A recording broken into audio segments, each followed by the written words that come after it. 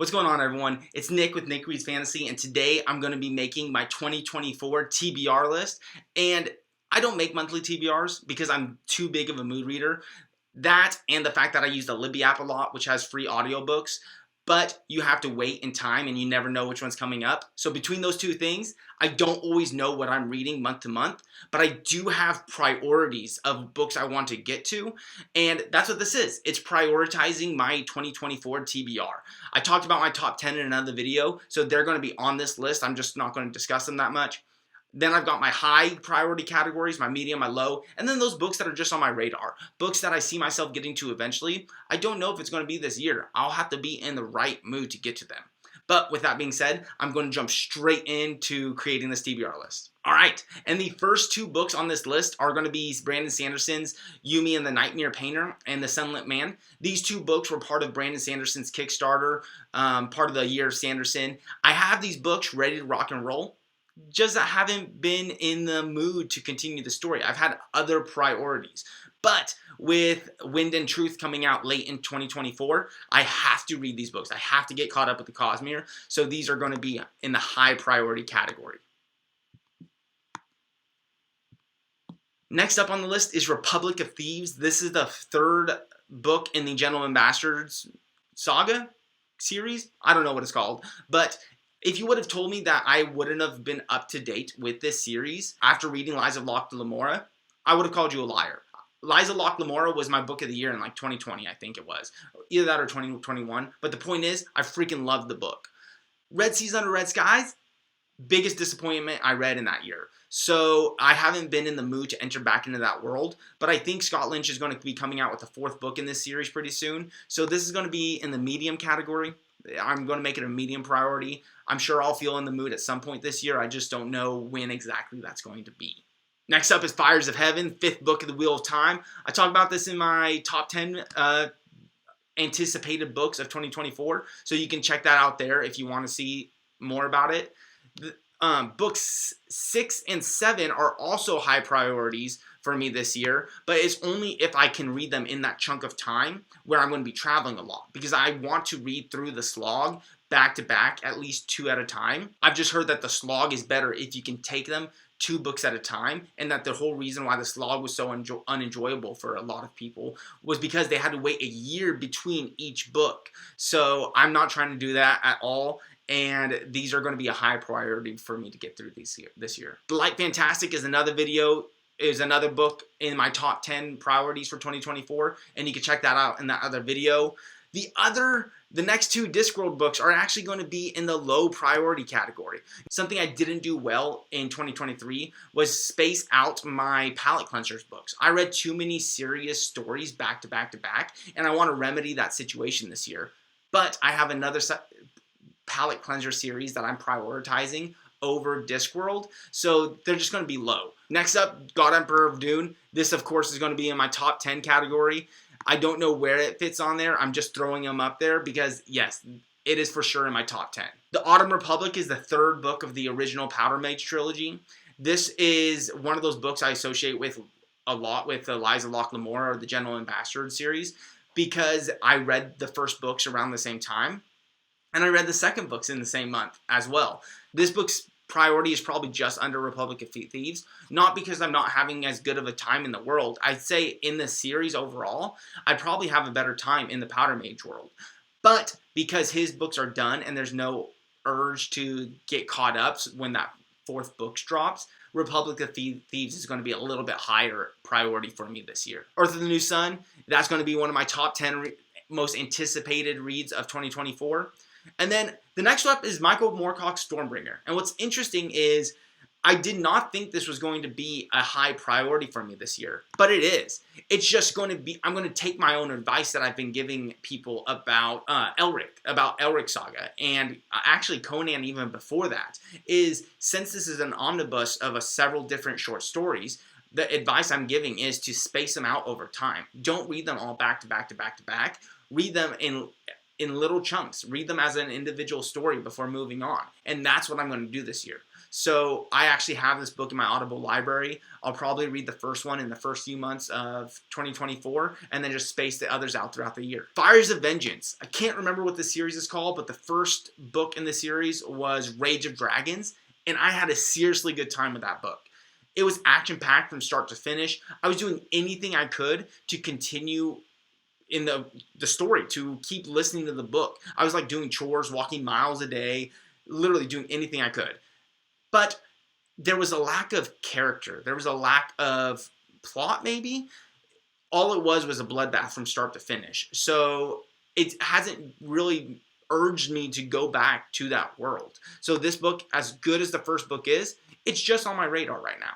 If I'm needing something super fast-paced and action-y, I know where I can find a book that is going to give me exactly that and let me scratch that itch. But for now, it's just on my radar. Son of a Lich. This is going to be one of my top 10 priorities for 2024, as is Dragonfired. So Dragonfired isn't going to be in my top 10, but it's going to be a high priority because this is that other palate cleanser series that I'm talking about. I'm having such a good time. I had such a good time with Orconomics that as long as I have a similar time with Son of a Lich, I'm going to jump straight into Dragonfired as my next palate cleanser. And between those two books and the Light Fantastic, that might be the 3 palate cleansers I need for 2024. If I need more, boom, I got Discworld right there ready to have me covered. Bernard Cornwell's Enemy of God. This made it on my top 10 priority series because I had such a great time with Winter King. It's the last book in the trilogy. I think I'm going to put just above Stormbringer because if I have as good of a time with Enemy of God as I did with the Winter King, I'll probably read it right after. All right, Grace of Kings. I don't know anything about this book. I just know that a whole bunch of great booktubers cite this series as being absolutely amazing, and their enthusiasm about it makes me want to read it. What I'm so excited for about this book is that I know nothing about it. I have no expectations going into this book, except I want it to be good. So I think it's setting me up for this to be a favorite series of all time, and I hope I can say that after I finished it. So this is going to actually be a high priority for me, probably after, let's do it after the Wheel of Time books. It's going to be a very high priority for me this year. The next 2 books in the series are the sequels to City of Shards, which is seriously one of my favorite books of all time. It was the very first self-published book I ever read, and because of this book, I continued on with my self-published journey and gave other books a shot, such as Orconomics, which has become one of my favorite series of all time as well. So I want to continue in this world, but honestly, these books are going to have to just be on my radar for now because they don't have audio versions. They only have physical copies, and I just don't have time to read physical books right now. I have to consume all my stories through audio because anytime I'm actually reading, it needs to be dedicated towards my studies. So unfortunately, they're just on my radar for the time being. The Golden Compass is one of those books that I have to read to consider myself an enthusiast of the fantasy genre. I was really excited for this book last year or the year before, I can't remember. But I've just been putting it off. And because I'm a mood reader, I know I want to read this book. It's part of my Fantasy Through History segment, but it's just not that high of a priority for me right now. I think I'm going to put it in the medium. It might end up going in the high lows, but for now I'm just going to throw it there and see where I go. Justice of Kings. This is a book that's been on the radar since it was first published. I wanted this to be a book series that I started with its publication and follow it through as it came out over time. Never got to it though. It just hasn't been a priority for me. So I think this is going to be a low priority. Magician's Apprentice, the first book in the Rift War saga. This is going to be a medium priority. This is another one of the books that is in my Fantasy Through History that I'll be reading for my Fantasy Through History segment that I have on the channel. Howling Dark. This is in my top 10 category, and if that confuses you because you've seen my review on the first book, Empire of Silence, yes, I know. Go watch the top 10 video, it'll make sense there. The Lonesome Crown, super excited that the audio version has finally come out. I've been waiting for it so I can finish this epic trilogy. Brian Lee Durfee has no business being this good of an author as a first-time writer. He's blown me away with the trilogy, and I've been eager to jump back into this world. It's in my top 10 priorities for this year, as is The Wizard, one of the most underrated fantasy series of all time by the great Gene Wolfe. Seriously, I've got a full review coming out on the night soon, so like and subscribe to get notified when that drops. I can't say enough good things about this amazing duology. Stephen R. Donaldson's Illithid War, the second book of the Thomas Covenant, is also in the top 10. I'll just have you go to my top 10 video to get all the information for that. As is Winds of Truth, Gardens of the Moon, the first book of the Malazan series. I've been wanting to read it. There was a time it was a high priority for me. I picked it up on Audible. I have this book sitting in my library. I just haven't been able to give myself the urge to pull the trigger. So honestly, I'll end up putting this just under Justice of Kings because Justice of Kings is shorter than starting that jump into Malazan. So I'll probably make Justice of Kings a higher priority than Gardens of the Moon for now. The Black Company is another book I have locked and loaded, ready to go in my Audible library. It's going to be one of my fantasy through histories. I'm probably more eager to read this than Magician's Apprentice because I have some more lighthearted books coming up early on this year, I think.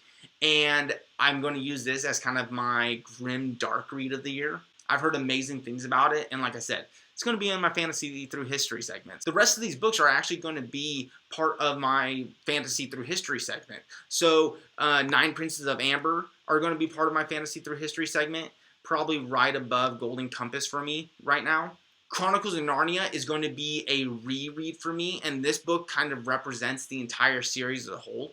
I read this series several times as a child, and I haven't read them at all since. But I can't remember the books good enough to really tell whether or not they are as good as I remember. So even though this is a reread, this is a pretty decently high priority for me, and important for my fantasy through history. So this is going to go right above Golden Compass. And everyone talks about how Golden Compass is kind of a response to Chronicles of Narnia. So I do think it'd be fun to kind of read these two books back to back and kind of watch that conversation play out in real time. I can't even pronounce this one. It's A Canticle of Leibowitz.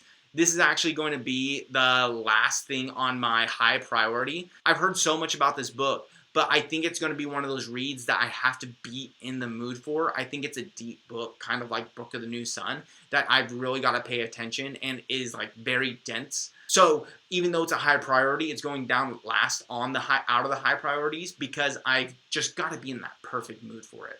The Book of Three has been on my radar since childhood, ever since watching The Black Cauldron. I knew that that movie was inspired by this book series, so I've been eager to read it since childhood. I've just always pushed it off. I'm going to put it in my low priorities. I'm actually going to put it under Terry Pratchett because I don't know much about it other than what I know from watching The Black Cauldron. And the last book on this list is actually a book I didn't think would ever be on like a priority for me at all, even on the radar, and that's Sword of Shannara. Funny enough, I started this book shortly after reading Lord of the Rings when I was in high school, I think. And the similarities were too much for me to be like, oh, yeah, I'm going to continue this super long series right after I just finished Lord of the Rings. No, it gave me a bad taste in my mouth. But recently, when I've been taking notes for my Fantasy Through History review on Stephen R. Donaldson's Lord Fowl's Bane, I saw how this book and Lord Fowl's Bane they were released in the same year and helped fantasy become a serious genre. Like, it's a huge part of the fantasy story. And I want to read books that have greatly impacted the fantasy genre. And this book is one of those books. And then Gene Wolfe actually had a really good thing to say about the Sword of Shannara, where essentially he talks about how there needs to be more books like Sword of Shannara's, where you can retell the same story. And yeah, it's going to be inferior from the other one, but it has its place. And the fact that Sword of Shannara helped to throw fantasy into the limelight and helped create the genre to be what it is today. So it made it on my radar at least say, hey, I will get to this book one day, but it's probably going to be like, right now it's just on my radar. I have no urge to read the story right now. I just know I'm going to one day. So with that book, my priority TBR for 2024 comes to an end. I hope you enjoyed. Let me know if any of these books make it onto your 2024 TBR list. Like and subscribe to get notified when the next video drops. And until next time, I hope you're out there reading cool new books and exploring cool new worlds. And I'll be back soon. Thanks for watching.